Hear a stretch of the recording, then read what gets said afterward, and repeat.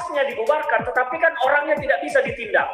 Inilah salah satu permasalahan di mana kurangnya aturan dan hukum yang ada di negara kita ini. Karena di Republik ini banyak orang yang punya karakter sama dengan Taliban. Kenapa karakternya bisa sama? Karena ideologinya sama, apa yang mereka perjuangkan sama, apa yang ingin mereka inginkan sama. Akhirnya apa? Kesamaan karakter itu dipompa dengan narasi-narasi, oh ini bagus, ini positif, ini segala macam. Dan ini sebuah strategi yang cukup cerdik. Dan hukum di negara ini tidak ada yang melarangnya. Ikut aja mendukung. JK jangan main-main gitu. JK ini ya, bagi orang Batak itu sangat negatif.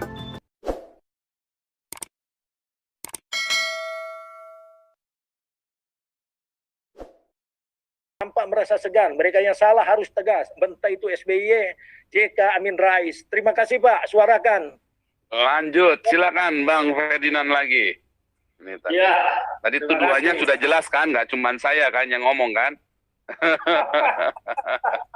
Nah itu, jadi begini, memang cikal bakal semuanya adalah kepentingan kekuasaan. Kalau kita bicara tentang demokrasi, seharusnya demokrasi itu tidak mengenal identitas. Ya. Berdemokrasi itu hanya tentang suara. Tetapi di Republik kita ini sekarang, di Indonesia ini, demokrasi telah menjadi kotor karena mengedepankan politik-politik identitas.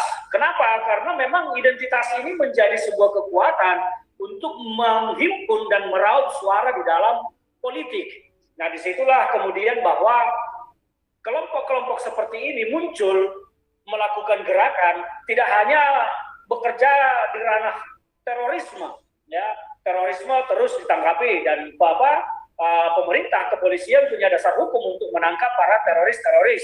Nah, tetapi kalau yang disebut dengan radikalisme, ini kita belum punya dasar hukum untuk menindak dan menangkap. Tetapi ormas-ormas yang memang tidak menerima azas tunggal Pancasila, pemerintah berhak membubarkan.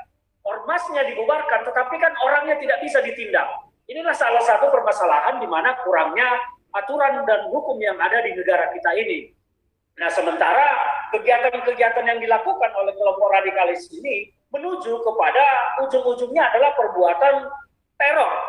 Ya, tetapi polisi hanya bisa menindak ketika dia sudah sampai kepada perbuatan teror. Nah, inilah yang harus dicegah sebetulnya, bagaimana bangsa ini melakukan upaya mencegah radikalisme ini jangan tumbuh, jangan berkembang. Jadi kalau kita bicara tentang mengapa begini, mengapa begitu, ya tentu karena semua kelompok ini adalah ingin berkuasa. Tujuannya berkuasa apa? Ingin menegakkan apa yang mereka yakini, seperti kelompok-kelompok HTI dengan perjuangan khilafahnya. Ya, mereka ingin membuat Indonesia ini menjadi sebuah negara khilafah. Perjuangannya apa? Kalau untuk melakukan perjuangan dengan kekuatan senjata tidak mungkin di Indonesia sekarang. Maka mereka menggunakan masuk melalui jalur-jalur politik yang memang resmi.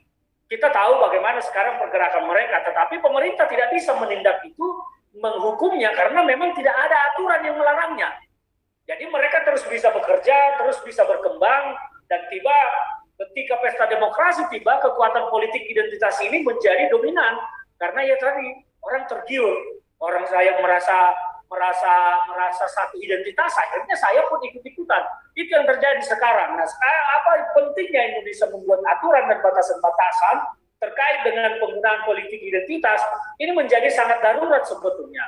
Cara itu yang akan bisa memotong perjuangan mereka-mereka ini. Sepanjang tidak ada aturan di Indonesia yang membatasi penggunaan politik identitas seperti ini, ya mereka ini akan terus ada. Mereka ini akan terus berkembang karena tujuannya mereka tidak akan pernah padam. Ideologi mereka tidak akan pernah padam karena namanya ideologi ini adalah mengakar di hati. Ini yang diperjuangkan terus, ideologi yang sudah bercampur dengan ajaran agama. Nah, ini akan diperjuangkan mati-matian. Sementara aturan yang melarangnya tidak ada. Nah, inilah kelemahan kita. Ini yang menjadi masalah besar di kita, sehingga mereka terus bisa bekerja, terus melakukan upaya-upayanya, dan hanya bisa ditindak pada kelompok-kelompok yang memang melakukan tindakan terorisme dan rencana-rencana jahat, rencana makar. Tetapi sepanjang mereka bergerak menyampaikan ideologi yang mereka yakini, terus bergerak di dalam demokrasi, ya mereka terus bisa melakukan itu. Dan itulah sekarang yang sedang dilakukan dan dikembangkan oleh kelompok-kelompok ini, tokoh-tokoh. Bahkan saya melihat Pak JK pun mengembangkan ke sana, ya, bagaimana menghimpun kekuatan suara politik di bawah ini dengan mengedepankan politik identitas. Makanya ketika Taliban ini memenangi pertempuran lah ya sesungguhnya di Afghanistan, ini dipergunakan menjadi energi baru di sini, menarik sebuah euforia di sana, menarik energi negatif di sana, dibawa ke sini, dikembangkan terus untuk menyuntik darah-darah orang-orang yang memang punya karakter sama. Karena di Republik ini banyak orang yang punya karakter sama dengan Taliban. Kenapa karakternya bisa sama?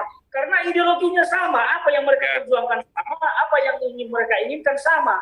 Akhirnya apa? Kesamaan karakter itu dipompa dengan narasi-narasi, oh ini bagus, ini positif, ini segala macam. Dan ini sebuah strategi yang cukup cerdik. Dan hukum di negara ini tidak ada yang melarangnya. Itulah yang terjadi. Jadi ketika Pak JK kemudian membangun narasi positif terhadap Taliban, kita tidak bisa apa-apa. Paling kita bisa mengcounter dan mengkritik balik. Makanya seperti yang saya sampaikan, ya monggo kalau memang mau jadi capres di sana silakan. Atau kalau ada orang-orang di sini yang mau pindah ke Afghanistan, silakan, saya sendiri bersedia membelikan tiketnya untuk berangkat ke sana. Kalau perlu saya buka donasi di Indonesia ini untuk memberangkatkan siapa-siapa yang mau ke sana. Tapi jangan di sini. Jangan bawa Taliban ke sini, kalau ini kalianlah yang pergi ke sana bersatu dengan Taliban. Nah, itu yang disuarakan sekarang. Kira-kira begitu Pak Paul. Masalahnya kalau Pak JK mau nyapres di Afghanistan itu nggak masalah. Masalahnya kalau Pak JK masih ngotot mau di Indonesia dan kemudian membawa Taliban ini, apalagi di TV1 ya tadi saya dengarnya itu. Ya. Di TV1. Jadi maunya itu nanti kita juga menjalin kerjasama, membuka hubungan diplomatik dengan Taliban. Indonesia nggak mau buka hubungan diplomatik yang cinta damai, tapi sama teroris justru mau. Artinya Indonesia ini bangsa teroris kan? Oke, kita tahan dulu. Ini dari tadi Pak Santiamer intip ini pengen ngomong nih, biar kasih Pak Santiamer dulu ya Pak Jenderal ya. Silakan Pak Santiamer, jangan malu-malu. Jangan intip dong, ngomong aja, curhat aja di sini, teriak yang keras gitu loh. Intip. Halo Pastor. Silakan Pak Santiamer. Selamat malam, Lai Hutahayan. Ini. Kalau orang Batak saya panggil abang sama dia ini. Aku Silai Sabungan, dia si Pak dari Horas, ketua. Ya. Jadi saya gini ya, kalau JK ini kan istrinya ini kalau nggak salah orang Batak, orang Batak apa ya, atau Minang. Jadi Minang ini yang dulu itu adalah penganut Wahabi dan Taliban ini adalah Wahabi dan keras, sangat melukai dulu bangsa Batak itu. Mereka itu menciptakan nightmare, mimpi buruk ya bagi bangsa Batak dan pembantaian habis-habisan yang luar biasa yang seperti dilakukan Taliban sekarang. Jadi saya berpikir bahwa JK ini memang manusia licik ini ya. Papua ini semua didatangi oleh orang-orang dari suku dia di sana, sampai ke staf-staf DPRD di sana itu diisi oleh orang-orang dia. Nah, ini sebenarnya kelemahan daripada orang kita tidak mengantisipasi. Siapa tanda kutip orang kita ini? Ya termasuk PGI. PGI ini sibuk aja mengurusi hal-hal yang tidak apa itu. Saya sangat menyesalkan PGI dan yang lain-lain. Apakah mereka ini juga terhipnotis atau bagaimana kan? Wawasannya itu sangat cetek sekali gitu. Mestinya ini yang diantisipasi dan bersuara. Kalau saya ada kesempatan, saya seperti Pak JK, saya kritik habis-habisan. Dia itu bukan antek daripada Taliban lagi. Dia adalah kepala Taliban di Indonesia. Biar dia dengar. Itu adalah kepala Taliban di Indonesia. Nah, jadi bagaimana ini mengantisipasi? Kita sudah tahu ya. Track record Taliban ini sudah tahu. Pak Junias paling tahu lah itu bagaimana mengatasi ini sebenarnya. Tadi Pak abang saya Hutahayan sudah singgung.